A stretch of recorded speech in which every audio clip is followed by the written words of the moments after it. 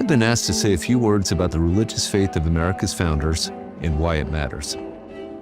Hi, I'm Mark David Hall, a professor in the Robertson School of Government at Regent University. Let me begin by observing that a lot of nonsense has been written about the faith of America's founders. Scholars and popular authors alike routinely assert that they were Enlightenment deists who desired to strictly separate church and state. Nothing could be further from the truth. On September 24, 1789, the House of Representatives approved what would become the First Amendment, an amendment that includes these important words: Congress shall make no law respecting an establishment of religion or prohibiting the free exercise thereof. Those who oppose religion in public life often point to this amendment as evidence that the founders wanted to build a wall of separation between church and state. But consider this. The day after the House approved the First Amendment, Elias Boudinot, who later became president of the American Bible Society, proposed that Congress ask President Washington to recommend a day of public thanksgiving and prayer. In response to objections by Adonias Burke and Thomas Tucker that such a practice mimicked European customs or should be done by the states, Connecticut's Roger Sherman justified the practice of Thanksgiving on any single event not only as laudable in itself, but as warranted by a number of precedents in Holy Writ. For instance, the solemn thanksgivings and rejoicings which took place in the time of Solomon. The House agreed with Boudinot and Sherman, as did the Senate. Congress requested that President Washington issue a Thanksgiving Day proclamation. He didn't have to, but he did. On October 3, 1789, Washington issued a proclamation designating Thursday, November 26, as a national day of prayer and thanksgiving.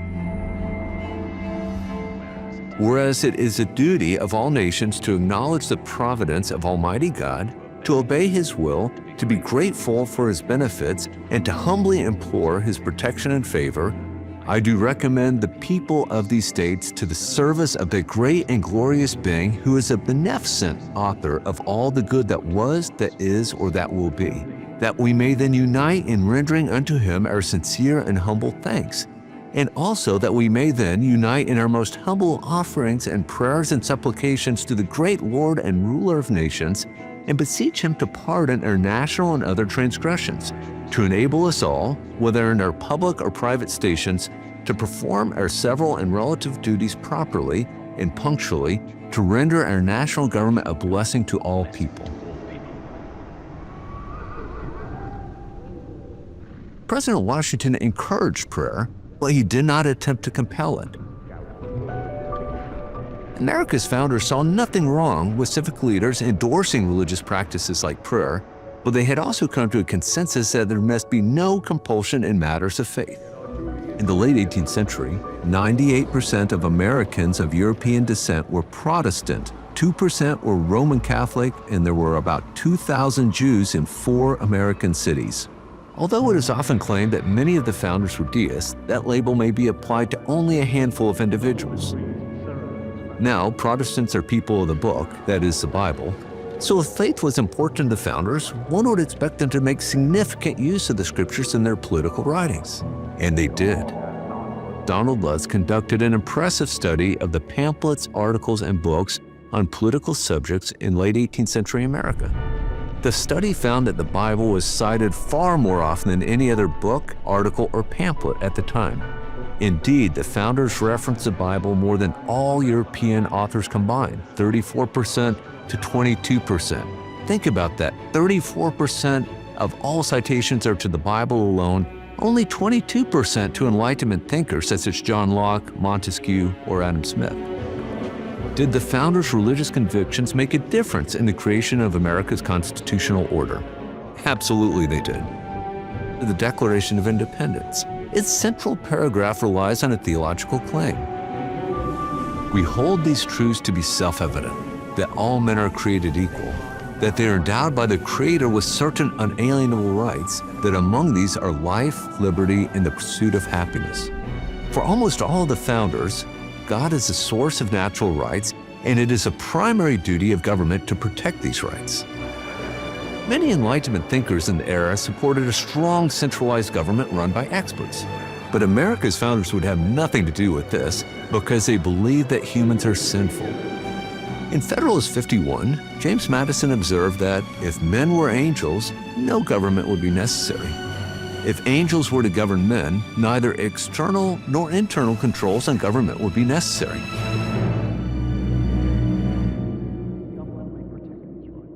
This led them to design a constitutional order characterized by the separation of powers, checks and balances, and federalism. Critically, the founders believed that humans were created in the imago Dei, the image of God. In his 1793 Supreme Court opinion in Chisholm v. Georgia, Justice James Wilson, paraphrasing Psalm 139, observed that man, fearfully and wonderfully made, is a workmanship of his all-perfect Creator. He echoed this conviction in his law lectures, noting that innocent life must always be protected. He wrote with evident approval that, with consistency, beautiful and undeviating, human life from its commencements to its close is protected by the common law.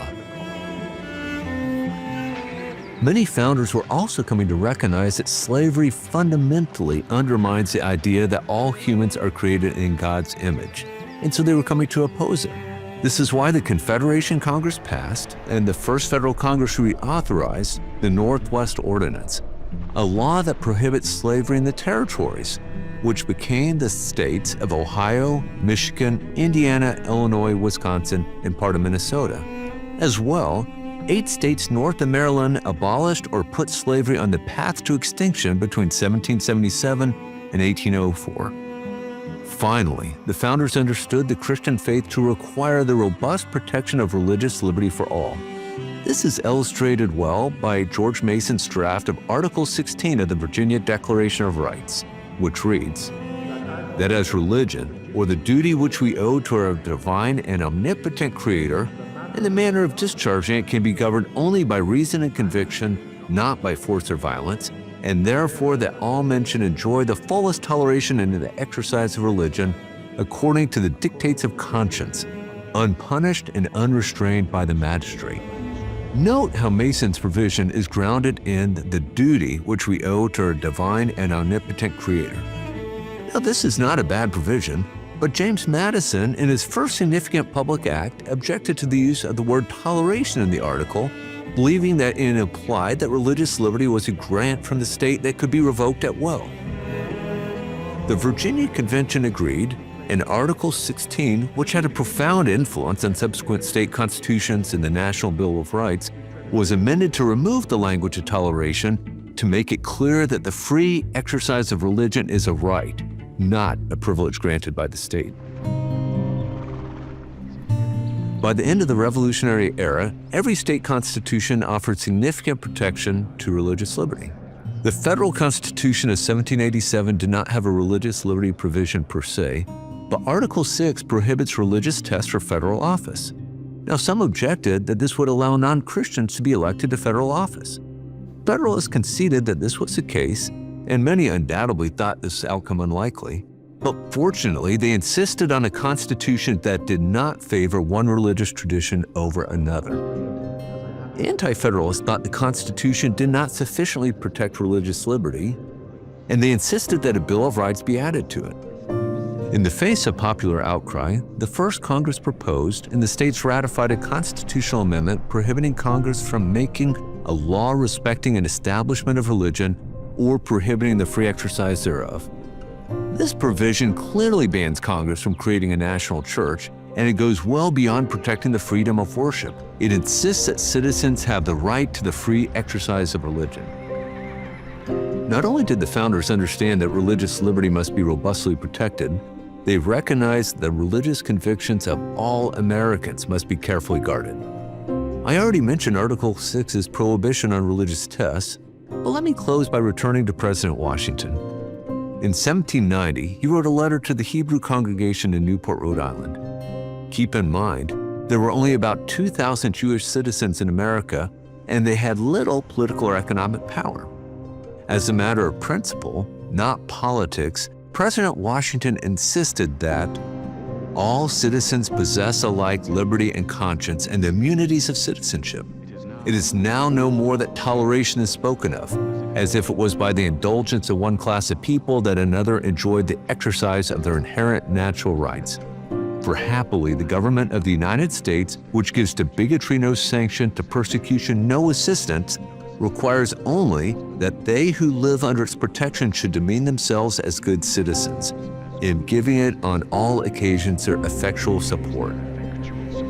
Like James Madison, Washington emphasized that Americans have moved beyond toleration to respecting the inherent natural right of all people to the free exercise of religion.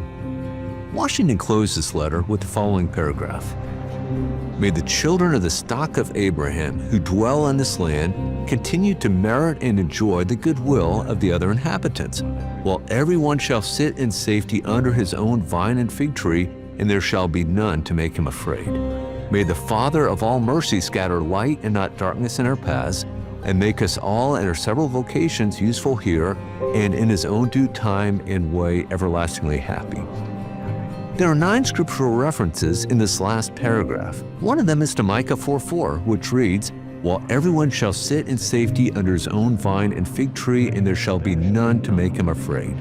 This was George Washington's favorite Bible verse. He quoted or paraphrased it more than 50 times in his writings. Today, we give thanks for our founders' religious faith and for their wisdom and foresight in protecting the sacred right of conscience in the First Amendment. Now, it is up to every generation to protect these rights, to ensure that every American can sit under his own vine and fig tree and never be afraid. Thank you for joining me.